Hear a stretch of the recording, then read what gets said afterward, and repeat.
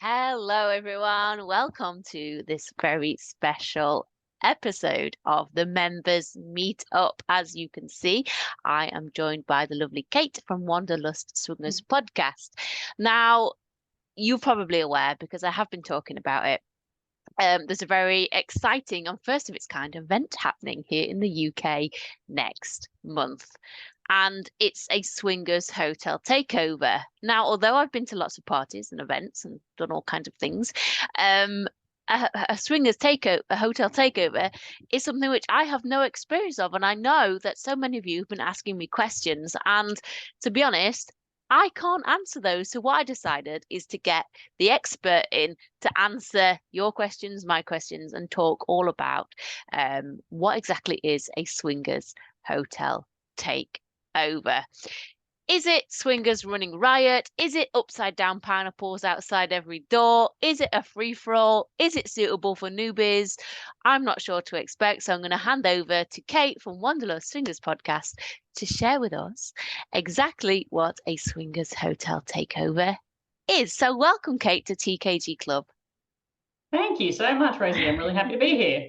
Lovely. So, first of all, you are quite the expert at hotel takeovers now, from what I've gathered from your social media. You fly all around the world hosting these events, organizing these events. Is that the case? Yeah, we also attend other events as well. So something that I've been super passionate about is learning from other people that do things well. I think that as a community, the best way to get the best quality events around the world is to take positive, good examples from other people as well. Nobody's going to walk into this lifestyle knowing exactly how to operate a well-run event, just like nobody's going to walk into the lifestyle really knowing what to expect, boundaries, rules, really all of that. It's a big unknown. So I do fly around the place. I'm actually, as we were just talking about, first thing Monday morning at 3 a.m., I'm actually flying out to Miami to host a hotel takeover. In November, we have the UK event. In December, I'm flying out to Montreal to host my own hotel takeover. I just attended another company's hotel takeover in Sicily 3 weeks ago. So yeah, definitely well versed in what they look like around the world through different event promoters. So yeah, I mean, you've not just UK based, but as you said, it's all around the world, and it sounds very glamorous and very exciting. And I think for many people, on the outside looking in, it certainly appears that way, and I'm sure for parts of it is. Um, what would you say is kind of like the main difference between a hotel takeover and a club night? Yeah, Like what?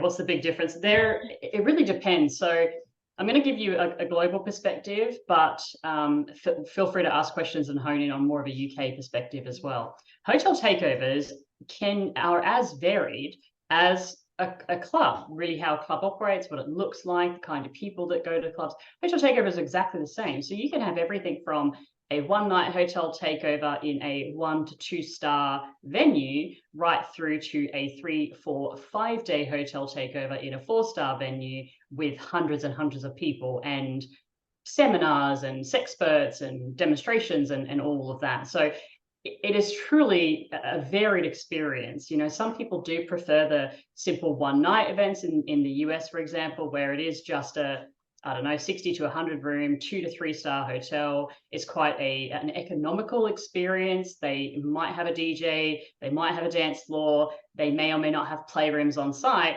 And it's more of an economical experience. They don't have really all of the whiz and bang that other places might have, versus maybe something that's like a 4-day or 4-star experience where you do expect just a higher level of an experience, and with that obviously comes a price tag too. So some events might cost you 200 to 300 for the night. Some events might start at 1,600 for 3 nights, going all the way to 2 to 2,500. So the experience can really vary.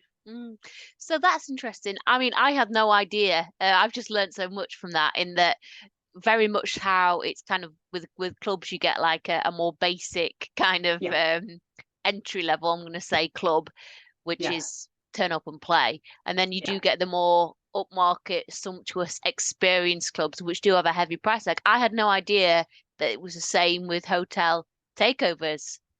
Yeah, absolutely. So to give you, just being super transparent, my events start at $1,600 for 3 nights. My Yeah, average ticket is about, and I'm talking US dollars, my average ticket is about 1,900 US dollars for three yeah. nights. So again, it's not a super economical price tag, but what comes with it is, we have about 30 different seminars. We bring in experts. We have 24-hour security teams. We actually have 4 security teams on site in Miami. So that price tag itself, like that cost me about 10 grand. Our audio Yeah. visual contract is like 10 grand. We have international DJs coming in. So, you get all of that. But for people, wanting an experience, maybe a one night event might be more suitable for them. They can dip their toes in, see if they like it. It's the same thing as going to an event or going to a club where you can kind of get that sensation of like, okay, is this actually something I'm going to be like? And similar to the different hosts and how they portray their event and what kind of tribe they get along. We always say you vibe with your tribe, right? Yeah. So there are hotel takeovers that are really catered to, say, like an EDM music crowd. So for them, it's all about their DJs and their dance floors and things of that nature. So they might have like 20 different DJs for the lineup for the weekend, whereas I'll have 2 DJs, but I'll have 30 presenters for the weekend. So, you can find your tribe within these kinds of events as well, which is really great, so that, hey, I'm really into EDM. I'm going to spend my money and my time and my resources going to the one that kind of caters more to an EDM crowd. Or, hey, I'm actually quite new, that more edutainment vibe is kind of what I'm looking for. So I'm actually going to, go over here and go to that one. Okay. You said there, you touched on it twice, that there's events where you have kind of sexperts and seminars and more educational stuff as well. That's something which I wasn't expecting Yeah. to hear. Is that because, I presume it's because you want to educate newbies, but is it also because you want to make more of a educated community A about the bit of lifestyle both. as well? Yeah, it's a bit of both. So we get roughly through our events, anywhere between 30 to 40% of our attendees are in their first 6 to 12 months of the lifestyle. So they can be pretty new. But we do have a lot of, veterans, for lack of a better term.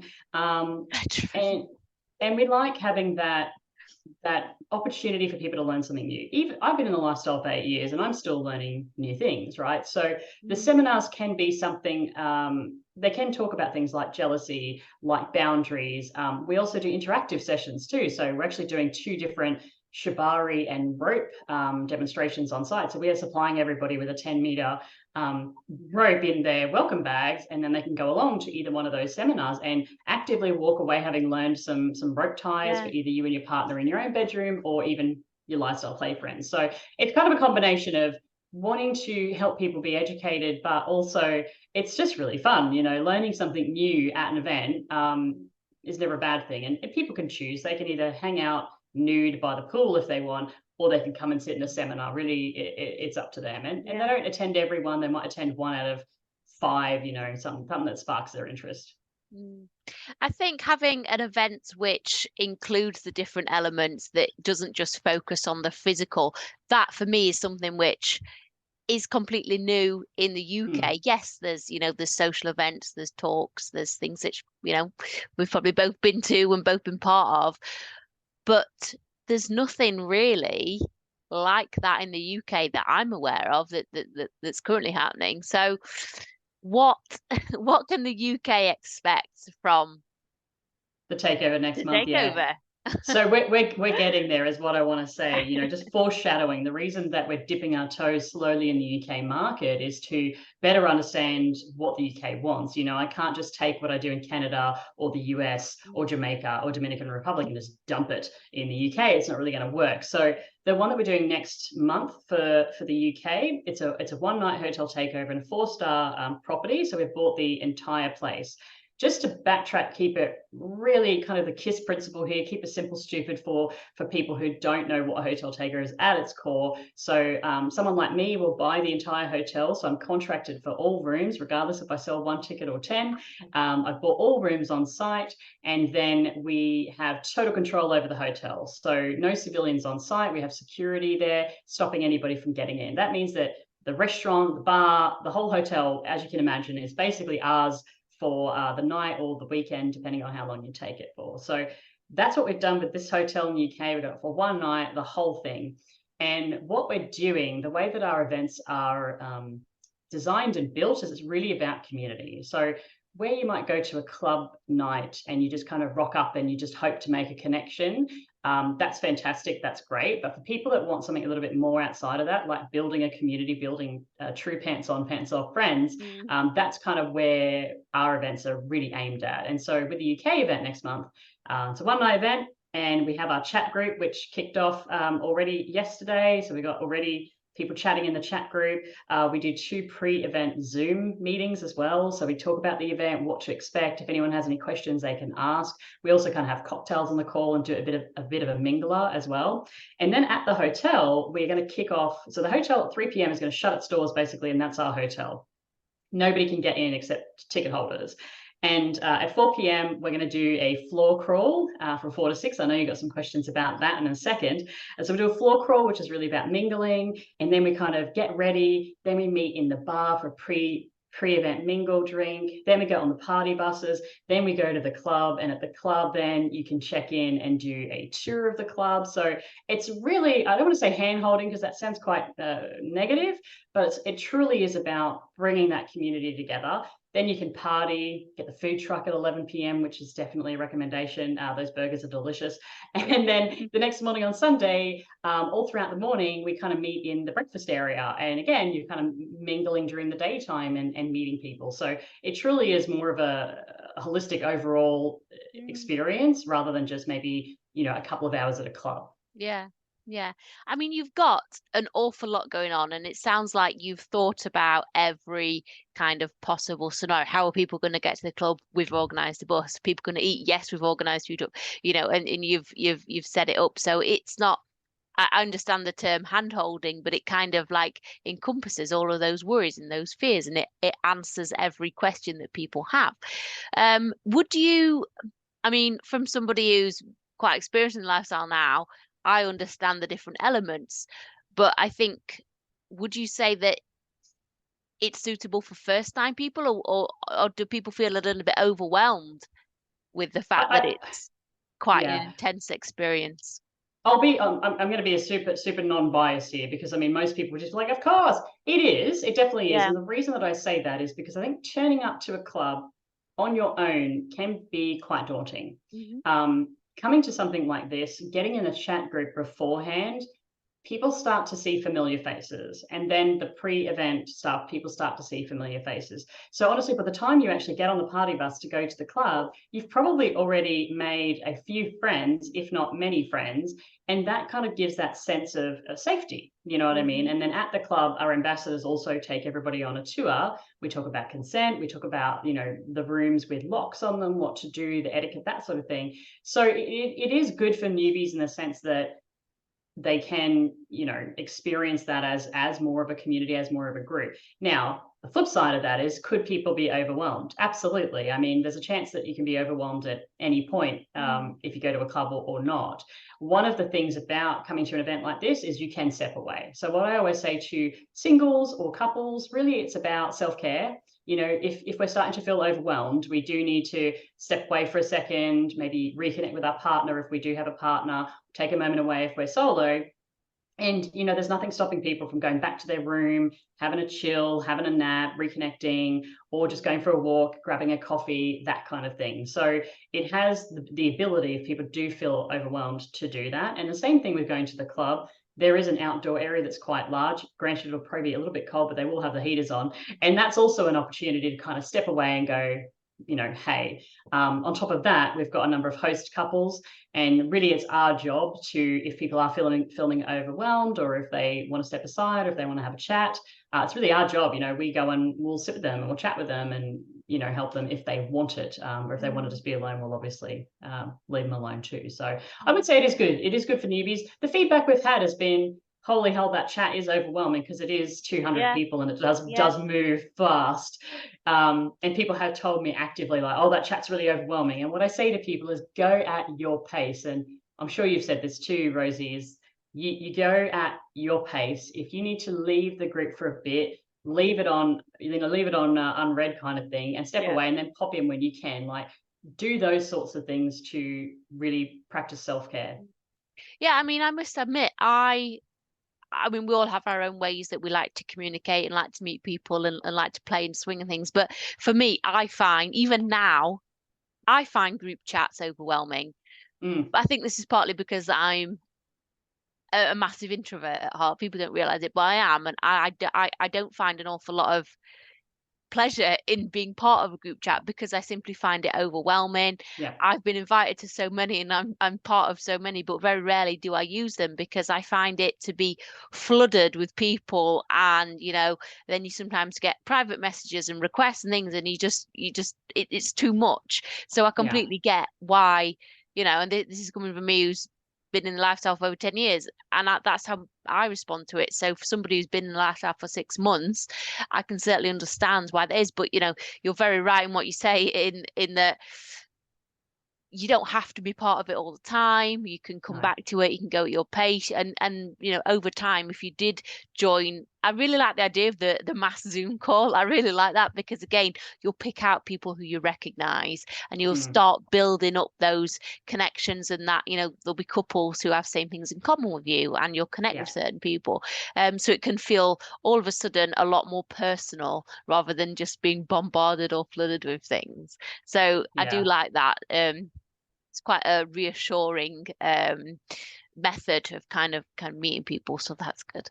Yeah, Um, the chat does move quick. Honestly, Rosie, yeah. I actually sent you an invite for this yesterday. The chat does move quickly. But the thing about this is that, like you just gave the example of somebody who's been in it for 6 months.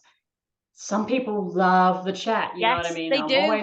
I'm similar to you. Right now, I've got a chat for my Miami group that's got 300 people in it. They're obviously excited because that's an event in a week. I've got a chat I just launched this morning for my Montreal event. We've obviously got the UK chat. So for me, I also get overwhelmed more from do I need to keep my eye on everything? Yes. So I can imagine, yeah, but some people love a Yeah. chat and you just see the same names pop up and pop up and pop up. So again, what I say to people in this, and you'll see me say it if you jump in the group a million times, is like, pop out when you want and never try to keep up with what's going on because Yeah. you'll go for work for 3-4 hours and you'll come back and there'll be 200 new messages. Yeah. So I just say to people, just consider it read and just pop in and pop as you're sitting there Yeah. sipping your cup of tea. Focus on that and then don't try to keep up because you'll Yeah. go absolutely bonkers. That's very much what I found with different chats I'm in. Like I have my own Discord community chat, and there's some people on there which, as soon as I post something or someone post, they jump all over it, and then there's this massive thread, and they're just going at this pace, and I feel kind of bad because I'm not contributing, but then I feel like they don't need me anyway because they're just running with whatever the topic is, and it's like, wow, how, you know, You've done your job. If your yeah. community is chatting amongst themselves, that's you doing your job. You don't need to... Yeah, yeah. But anyway, right, let's get back to the topic at hand, hotel Yeah, takeover. yeah, Um, so I have a few questions. Some of sure. them are, I'm going to say we know the answers to, but it's kind of where people's mind goes. Sure, yeah.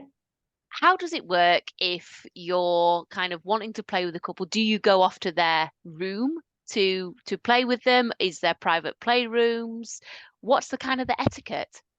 Yeah, so I'll take the UK example real quick first because we'll get that away and done. We don't have any playrooms on site in the hotel at the UK event, right? Because this is the first time that we're doing this, and it's the first time a hotel's allowing something like this Mm, because that's another mm, really iffy thing, that we're transparent with the hotel, like because we want them to accept who we are and what we're going to do. So the fact that this hotel's allowing this is a really big deal. And so we're kind of lightly, do you know what I mean? I don't want to come in guns blazing, set up an entire BDSM room. So yeah, there's no playrooms on site at the UK event. So people can, if they vibe, they can choose to go back to their own private rooms and play. I mean, that's the beauty with the hotel takeover. Everybody has a room.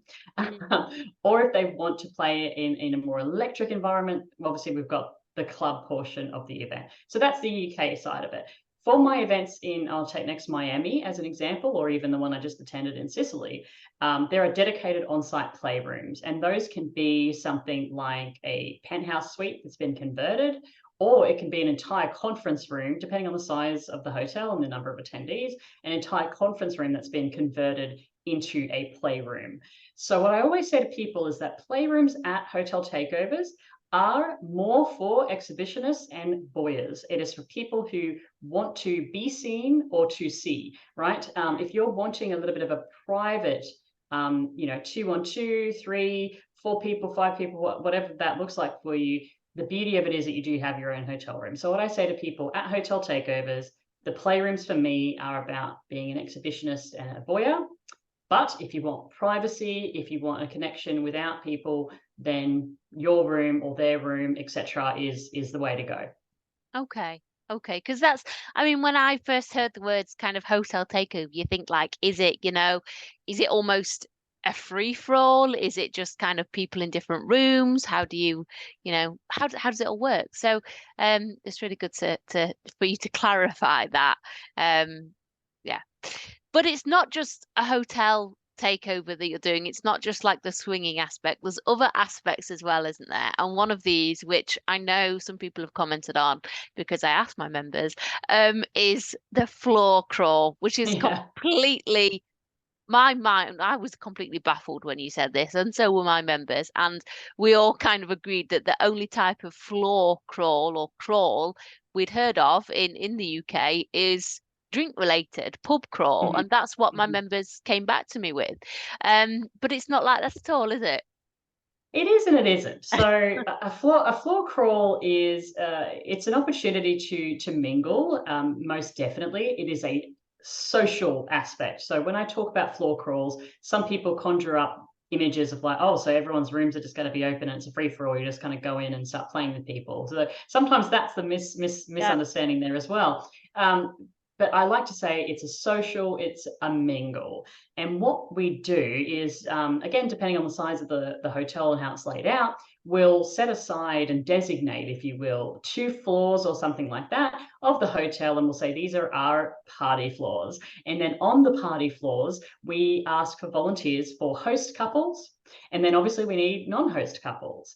And the jobs of the host couples is to have a room that people can enter and mingle and have a good time. So the baseline, I guess the base in its essence is that, say we've got 2 floors of hotel rooms, everybody's walking around. There's no designated time. You don't have to kind of be in room 501 at 10:10 and then move to room 505 at 10:20. It's not like that. It's a really fluid environment. So people will be walking all between the 2 floors, and you might bump into somebody who you just saw in a different room, and then half an hour later you see them in another room. And each of these rooms or host couples have got some different kind of element in there. So it's like a mini party within the big party. So each room is different. So for example, to give you an example of the UK, we already have like 8 or 9 host couples volunteering. I'm going to be doing a Hawaiian themed room. So in my room, you can come. I'm going to have Hawaiian music. I'm going to have a Hawaiian drink. I'm going to have Hawaiian food, and I'm going to decorate it Hawaiian style because I can. I can put decorations on my door, whatever, because it is a hotel takeover. So, Mm. um, and then I know another one of our couples is going to have a more of a wintry Christmas themed, and so theirs is going to be decorated wintry Christmas. Another one of our host couples is going to have more of a social media selfie type room with Mhm. props and stuff like that. So everybody's going to do something different, and then you basically just go room to room to room to room to room, party, party, party, and then experience what people are doing. So some rooms will have drinks, some rooms will have food, some rooms will be about party, other rooms will be about mingling, all a big variety. And then over that 2 hours, we just walk and kind of be a little bit silly, take our masks off, and just really Yeah. enjoy the community aspect. Okay. So thank you for clarifying a few things there for our members. So it's very much about the social, kind of getting into that party spirit and allowing those kind of your personality to come through and Yeah. allowing that, as you said, that mask to come off and letting people just kind of start getting to know each other and all very informal and relaxed. Yeah, absolutely. We held one in Portland in May this year, and we had a couple that had a like a prohibition kind of Gatsby kind of themed room, and they had a crafted cocktail, and they had like a charcuterie, and they had decorated their walls, and they had a little like selfie photo thing. Another room had a DJ set up playing in there and lights on and stuff like that. Another room was like a pirate themed room. So another room was more of an educational room about BDSM and kink equipment, so it's super varied, and it does allow the hosts also to, like you said, show their personality. Yeah. But even if you're not participating, and this is why we really need host couples, but also non-host couples. If we've got too many hosts, then everybody's just in their room standing around waiting for guests. So we need people to bring that energy, walking around, having a great time, mingling with each other. But even if you're not a host couple, because it's a hotel takeover, I've told people in the chat today, you can even decorate your door. Like if you want to put pineapples on, if you want to put flowers on, if you want to put a little basket of goodies and snacks on your door, like fill your boots, go for it, because that's another way that even if you're not hosting, you can bring your personality out. Yes, definitely. I like that idea, kind of people leaving nice things outside their door. I have a few more questions. I'm conscious of the time. I know in a lot of clubs, mobile phones are banned or taken off you. What is the policy for your hotel takeover?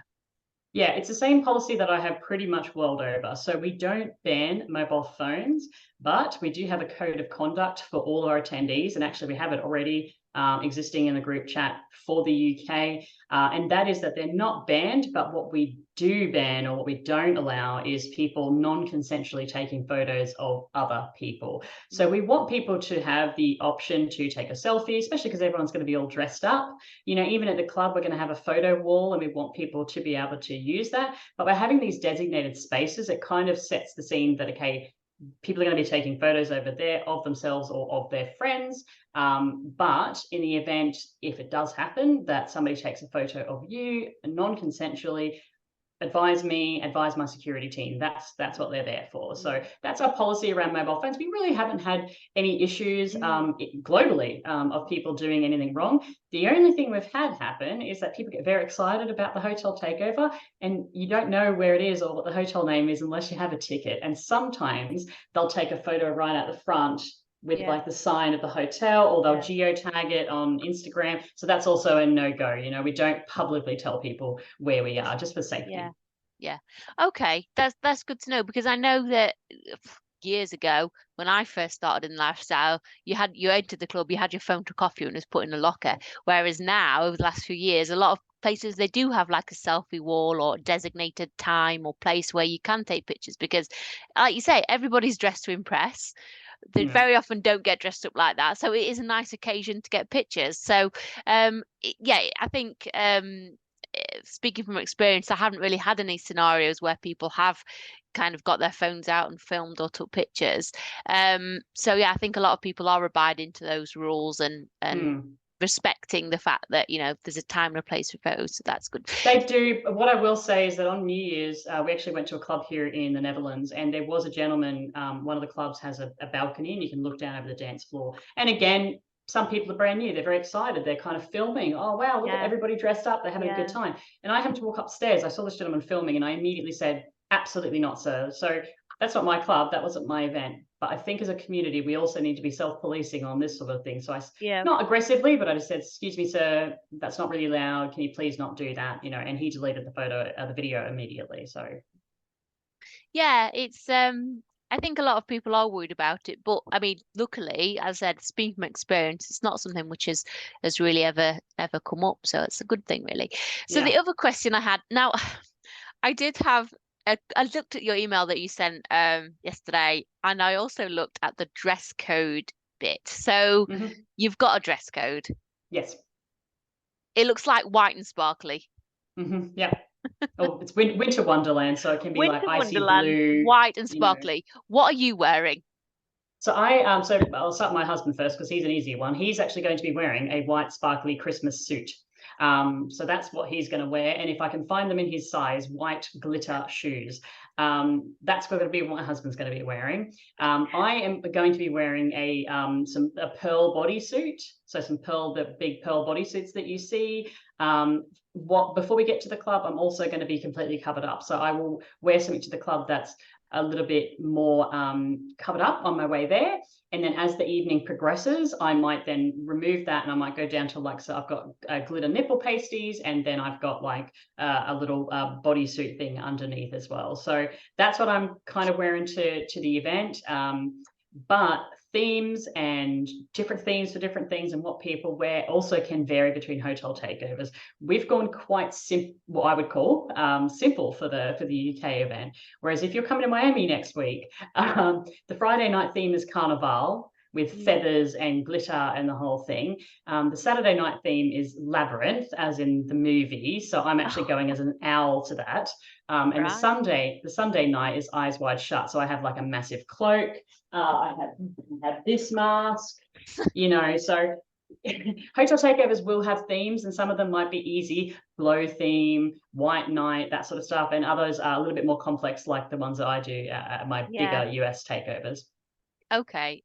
So the theme is white, winter Wintry, wonderland, wintry wonderland, but not kind of those darker Christmassy colours. Yeah. Well, I am waiting for people to do that, because again, themes are open to interpretation, and we always say to people, whilst it's good to participate, it's not mandatory. And if you don't want to buy something new, or you can't because of resources, you know, just give a nod to the theme. So you can have a brooch on you or something like that, or a tie that's something that, you know, goes like with the theme. So I do fully expect that we're going to get a few naughty Mrs. Clauses and things turning up, because it is winter wonderland. So again, it's open to interpretation. It doesn't have to be white and sparkly and feathers and glitter. It can be icy blues or Santa or Christmassy, you know, that sort of, or you can come as a snowflake, you know, whatever you want to do. Thank you for shedding some light on that, because I actually for one of these that I did last year, I did one called Santa Baby, when I spoke about some rather exciting and personal gifts that I've been bought over the years, and I did actually purchase and wear a sexy Santa outfit. So I do have one. I do have one in my suitcase of naughtiness upstairs. Whether it'll make an appearance or not, I don't know. Because I quite like the idea of snowflakes and sparkles and things.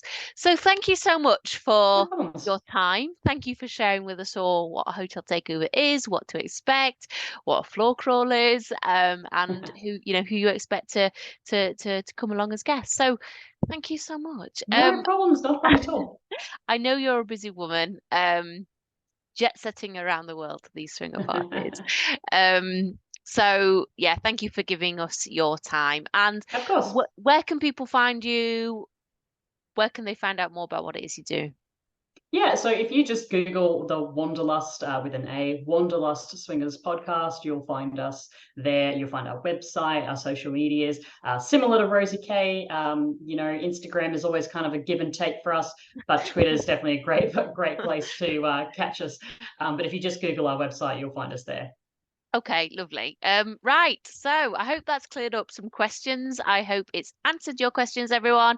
I will be doing one of these special episodes about what happened at the hotel takeover after the event. So I do hope you'll join for that as well.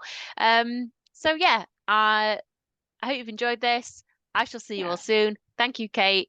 Bye-bye, everyone. See you later.